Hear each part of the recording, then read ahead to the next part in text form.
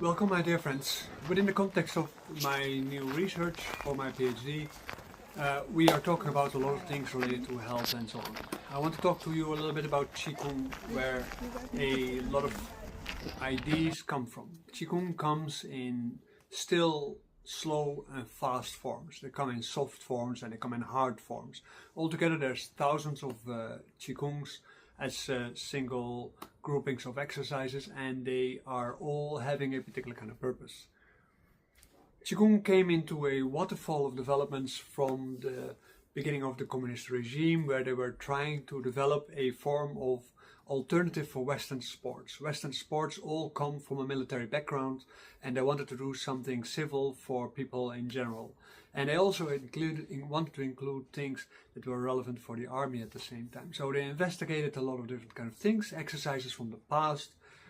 And as you maybe know, or in the Sui dynasty, there were the first books on actual therapeutic processes being described, and these are all based on the practices of Daoyin and breathing practices. And this is where it becomes confusing, because one of the words for breathing practices that was always used was Qigong, in that sense skill. Gong, it means skill, and Qi is, well, that we're going to talk about. At the moment, when we are talking about Qigong in the modern context, it became rapidly several things at the same time. First of all, it became a form of sometimes breathing accompanied gymnastics, whether it was a Yin Gong in the sense of hard Qigong, or whether it was soft Gong, Ru Gong. It doesn't really matter that much. At the moment when people are practicing, they do, like for instance, they do the Ba Dua Jin, and then at the same time they do a breathing practice like breathing in and breathing out. And so then at that moment they help themselves to open up their lungs a little bit. But primarily, like in the Wudang Fitness, you can see that the breathing practice is much more disciplinary. And then at that moment we see that the exercises and the breathing practices, they are two different kind of practices that are combined with each other to have a particular kind of effect, which is used in Tai Chi Chuan. So that you see that a lot of different kind of Qigong practices are also preparatory for Tai Chi Chuan. Some are based on health. And today we're going to talk about what makes the difference, what is the root of all these differences. And you will see me practice a practice which is called a Tuina Qigong, and which is called a Tuna Qigong, and which is primarily called the breath of 3, 5, 7 and 9. And at the moment when we're practicing the breath of 3, 7 and 9, we do particular kind of things. So in the background, while I am practicing, while I'm talking and explaining, you will see this. Sometimes you see it on the foreground, and then sometimes I will explain you elements of this too, because at certain points it is important if you want to go practice that by yourself. This is a practice which I will explain a little bit later more extensively. So I look forward to guide you through the difficult topic of Qigong, and then specifically in the context of what we do in the bachelor program, and how it helps us understand what breathing actually is, what it is for, and how we can improve our breathing for both health, longevity, and maybe even immortality. Okay, let's start. The Qigong I talk about today is based on what Daoists practice. So it is not based on what you see on the commercial market, and it is actually something that you don't see anywhere. I got it from this textbook, and this is basically sort of a summary of the Dao Zang. It's also called Small Dao Zang. It is basically called a cloud cover because it gives teachings. And this is something that I discussed earlier in my movie about the Shandong Jing, and this is the same textbook. I have been translating chapter 57 in this compilation of commentaries and texts. And this is about Qigong, and it discusses particular kind of techniques, which allows us to practice particular kind of things, and you will find them in the Shifu guide. And so it will be added to it, even though there's a large gap between the different chapters where I am at, and this is about 30 chapters between. I'm going to do a few chapters the coming time randomly through the textbook, so that people have a little bit of an idea about the construction of the book, because the book in itself in the beginning starts with a summary of the main context of the Shandong-Jing, the Daoist canon as a whole, and it discusses the main teachings in there, but later on it talks about different kind of topics, like the next topic is about meditations and so on stars and on the planets and on the sun and on the moon and so on. And then from there we go to different kind of topics. We get at a certain point at this Qigong chapter. Later on we have a lot of golden flower chapters, and then we have miscellaneous chapters with all kind of practices like talismanic work and magic and all these kind of things. And over time I'm going to help translating all these kind of chapters, and it is all going to be in the Shifu guide. And in the introduction of the Shifu guide I first have the text of Zhang Fen, which includes some of the poems. Most of the poems will eventually be in there. There will also be all his externalizing work and his internalizing work about this alchemy. And there also is already his alchemical poems, and there's also other works that I translated from scientists from China about Wudang Daoist culture. And if you are a Wudang Daoist practitioner, or you're practicing Tai Chi Chuan, or you're interested in Daoism as a whole, then these are chapters that you definitely don't want to miss, because these are not available to Westerners in general. And they give a lot of information about the relationship between Taoism, I Ching, cultivation, and so on and so forth. That is amazing stuff, basically. And yeah, so this is this for now. So at the moment when we look at this chapter, I will take my text here with it. I want to start from the beginning of this chapter before I start talking about this practice. This chapter is written, these are materials written by Tiantai Baiyun, White Cloud. So is a heavenly platform Baiyun, White Cloud. And it says, Qi is the subtle essence of the Tao. From its subtlety, its movements, its subtlety, its application, it gives rise to oneness. Thus the whole of Hunyuan, the primordial universe, in Tai. Tai is then the place where the universe takes place, right? That's the great oneness. Yes, so there's a Tai Kung Fu where you basically transport yourself into the creation of the universe. Oneness is the condensation of the Tao. From its turbulence, it transforms. From its condensation, it creates, giving rise to two-ness. Thus, heaven and earth are divided into Tai Chi. Thus, form is established there, shared by all things. Shun is imbued there, shared by all things. Within the form of things, one man is the righteous. Within the Jing of image, only man is the Shun, occupying the position of the three talents. This is heaven, earth, and water. And where was I in the talents? Combining the yin and the yang and embodying the excellence of the five Sing. This is the five consumers, like the fire-like and the earth-like and the metal-like and the water-like and the wood-like forms of consummation. He is able to communicate with the mysteries and descent of sainthood, refine his Jing and ascend to immortality, and evade the shadows into the void. The mind of nothingness is profound, and it possesses the means to ascend to immortality. There are many paths to learn. The ultimate in profoundness, all ultimately converge into one principle. Some may dissolve the elixir, some whose efficacy soars, while others may fast and cultivate, achieving enlightenment and become immortal. However, elixirs made of metal and stone are difficult to obtain due to their costs. The progress of learning is increasingly difficult with the passage of years. If one can achieve rapid results, achieve success through dedicated practice, align with the Tao of the void, and align with the virtue of Shun, then it is the Qi. The Yellow Emperor, do you remember the Tao and the Qi? Very important to remember this, right?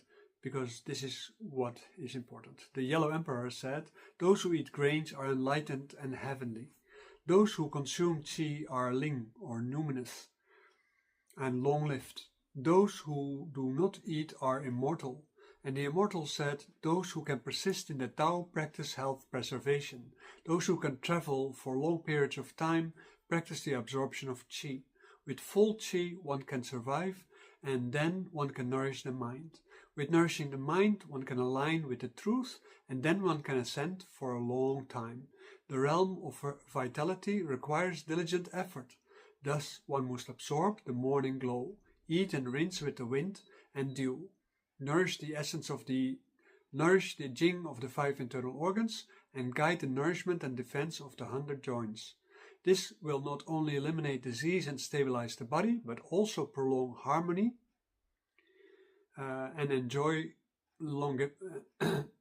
This will not only eliminate disease and stabilize the body, but also prolong harmony and enjoy longevity.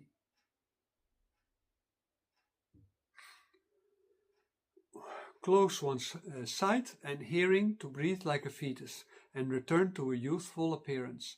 Take from the heavens, take from yourself, a mind at ease and content, a body at ease and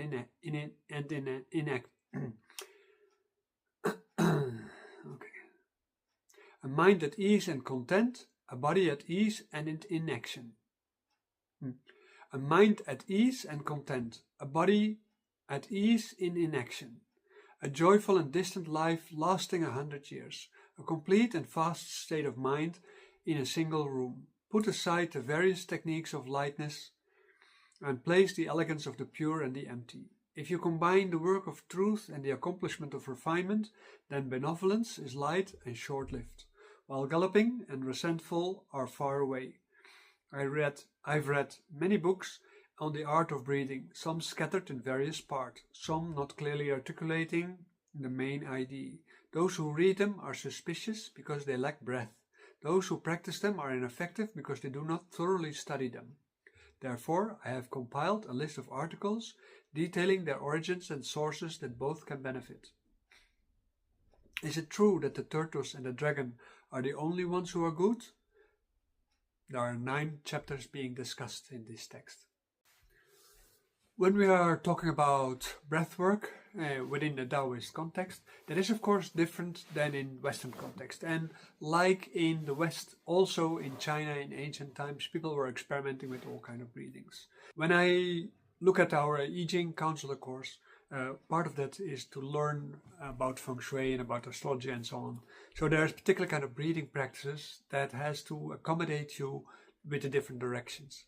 The different directions are being represented by 5 dragons, and we are breathing these 5 dragons from these 5 directions. We also talk a little bit about the taboos of some of the directions, and this practice is relatively well known also outside Daoist circles. There are people who know about this and they know a little bit about this, but it is not common knowledge to see the different kind of colors from the different kind of directions as dragons and how it then purifies your body by how it goes in.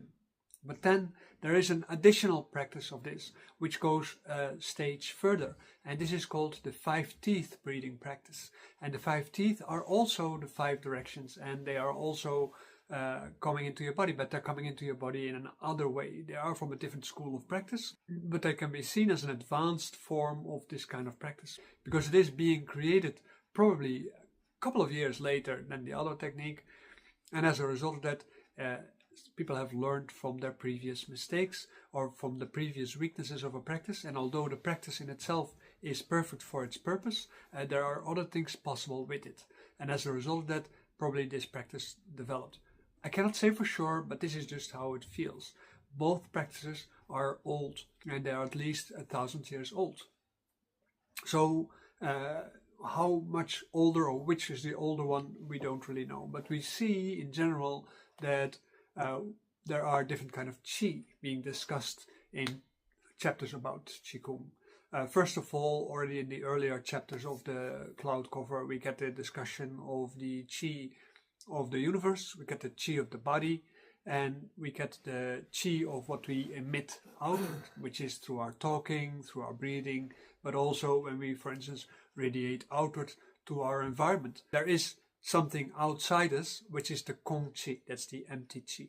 So the empty Qi does not mean that the Qi is empty, it just means it has no other purpose than being there, right? In another way, you can say the Qi only becomes purposeful when you inhale it, and then at that moment it is the Qi of Kong. It is not the Kong Qi in the sense that it is about the Qi, but it is about the Qi of Kong, emptiness. Emptiness then at that moment becomes important, and you see a reversal taking place in the meaning of things. This is a very important aspect. Then there is, of course, the difference of breathing of the earth, there's breathing of the heavens, and there's breathing of the water realm. And the water realm, of course, this is where we are at. So that means that the outer environment of us is the heaven, there's the earth, and there's the water realm.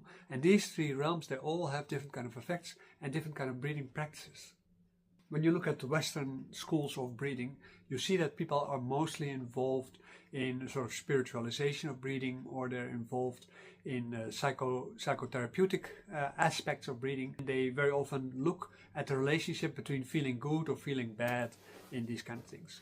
For Taoists, it's a little bit different. We don't really talk about the content of the feelings, but the fact that the feelings are there. So if you are sad, that's a thing we can do something about. The fact that your parents have died, we cannot do too much about it. At the moment when we talk about your being happy, we can't do too much about your happiness too, because you're just falling in love with somebody, and as a result of that you're feeling very happy. But the happiness itself, we can do something about it. The reason for that is because too much happiness burdens the heart, and that can actually exhaust you, and also therefore make you make wrong decisions in life. So this is the reason, because sadness can do that, anger can do that, happiness can do that. Every emotional state can go, when it goes outward from you and you start leaking it, it can become how do you say, a reason to damage yourself, a cause of damage for yourself. And this is where the aura comes from. It's from the leaking of the emotions, which is radiating outward. That is also why people can read emotions from people's auras, because that's just about your inner state. It is not showing though what is happening actually inside. It only shows what you leak to the outside. Within Daoist practice, we talk about it like this. There's three kinds of qi that we have to expel at the moment, or that we have to work with at the moment when we are breathing. First of all, there is the Qigong qi, of course, and the yuan qi of the body. So these are more or less the same time. Then that means that you basically can say, oh, there is the good qi, right? The good qi is not the good qi bags, but the good qi.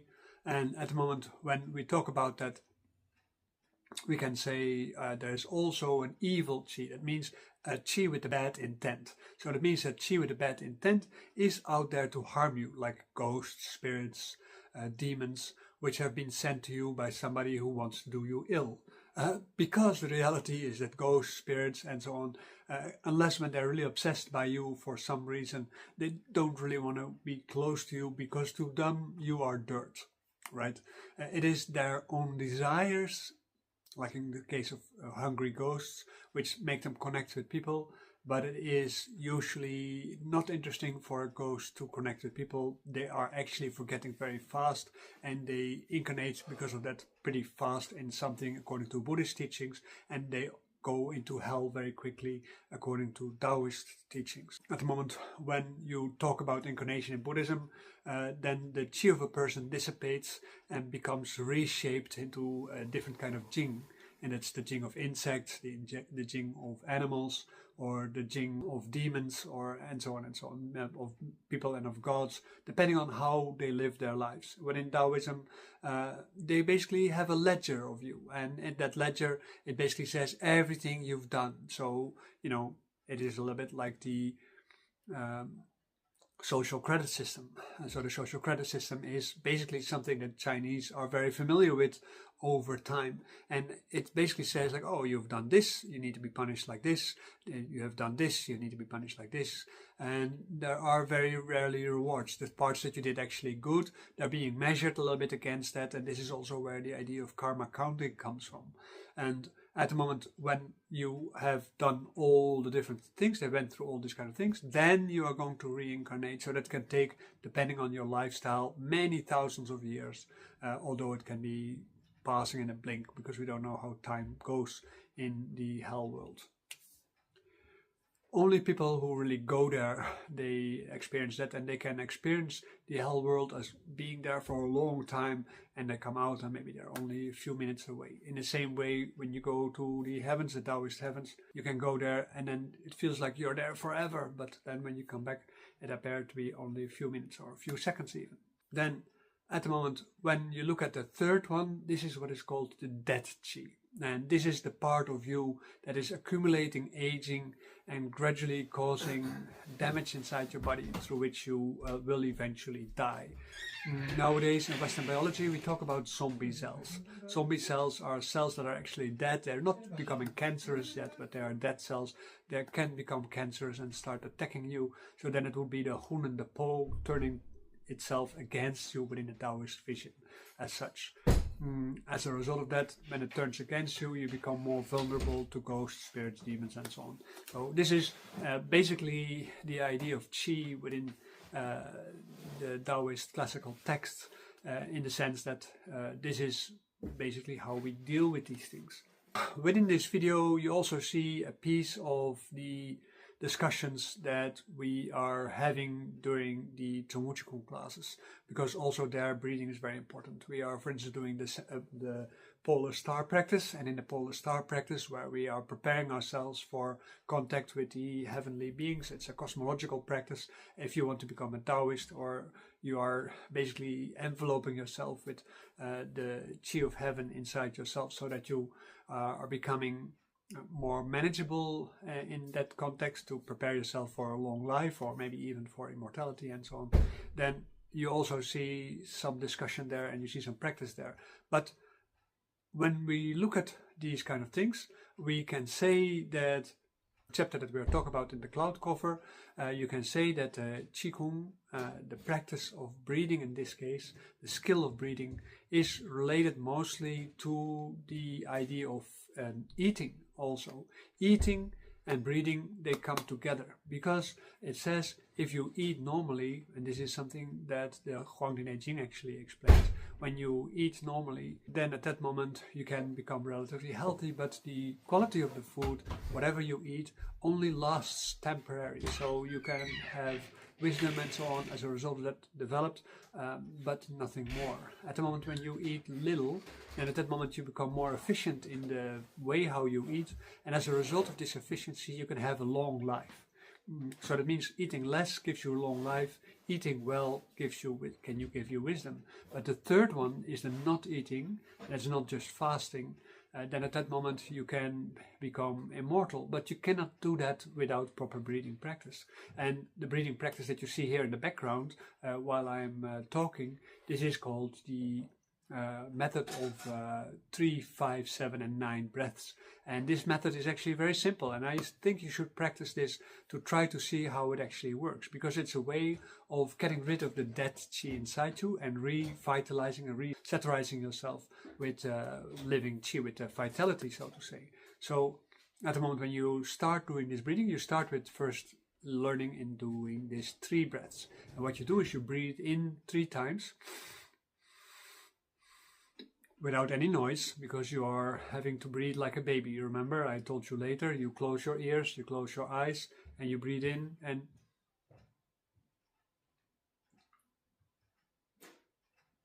so between the different in-breath breaths, every time you take a short break. So you basically breathe in, take a break, breathe in, take a break, breathe in. Then at the moment when you have done that, you're coming to the end of it, and at that moment what you do is very simply, you breathe out through your pursed lips. So you go,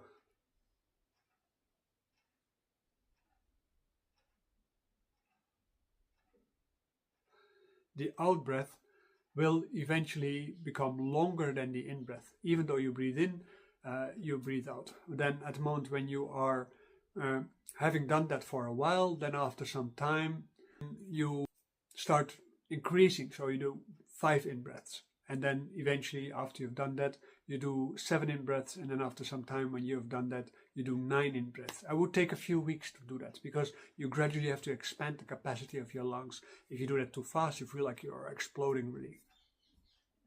At the moment when you have done, say, 10 breathings or 5 breathings, start with 5, build up to 10, eventually grow to 81 breaths. Then at that moment what you see is that you start churning your intestines, and because of the churning of the intestines you get an overrun of your body, and gradually you start saturating yourself because of the dispersion of the yang through your body, and then you really feel like your whole body, all your channels and so on, they become really very much vitalized and satirized.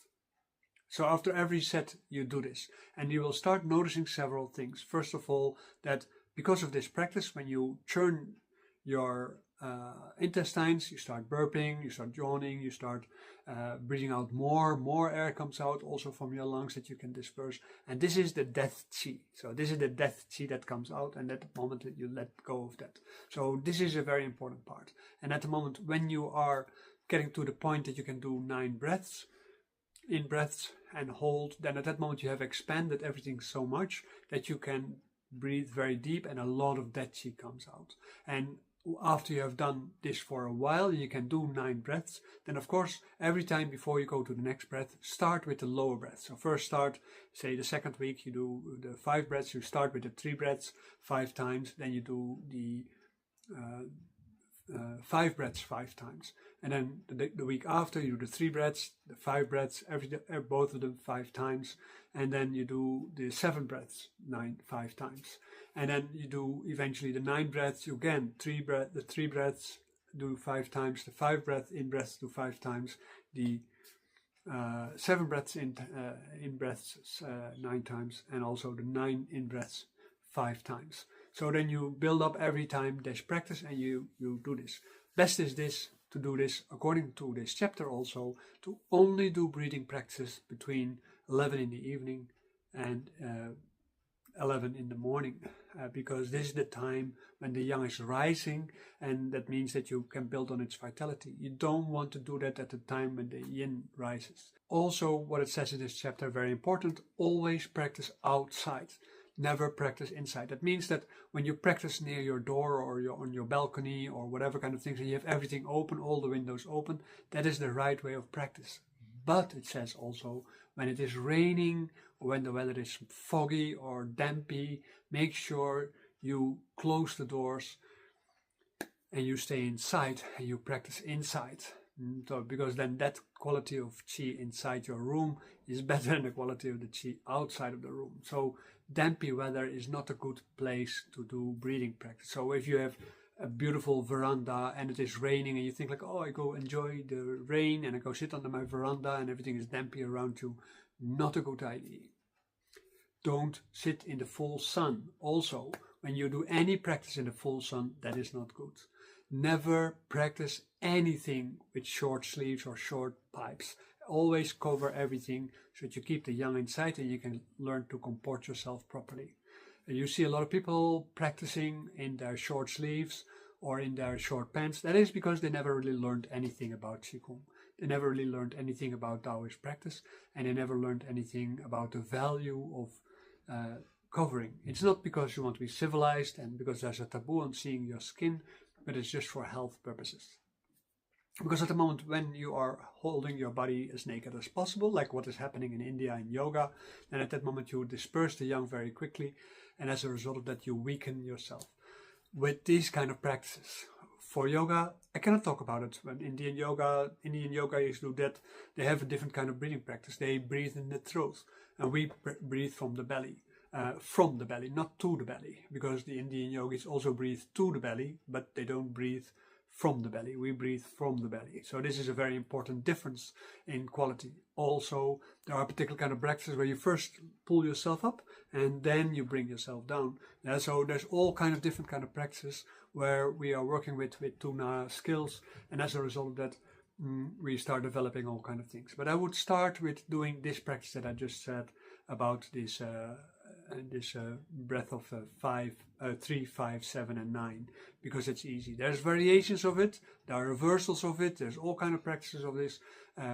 We will eventually get to that in the master program, but in the bachelor program not. But you can read about them in the Shifu guide when you are a member at a certain point, because it rotates week after week, chapter after chapter, through all the different kind of texts, until eventually you get blocks where you get several chapters at the same time.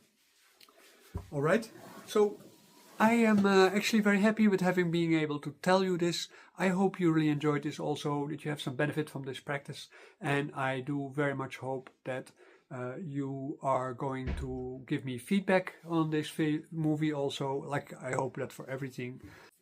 This video will only be short time public because it has to go into the bachelor program. So take the max of it that you can get.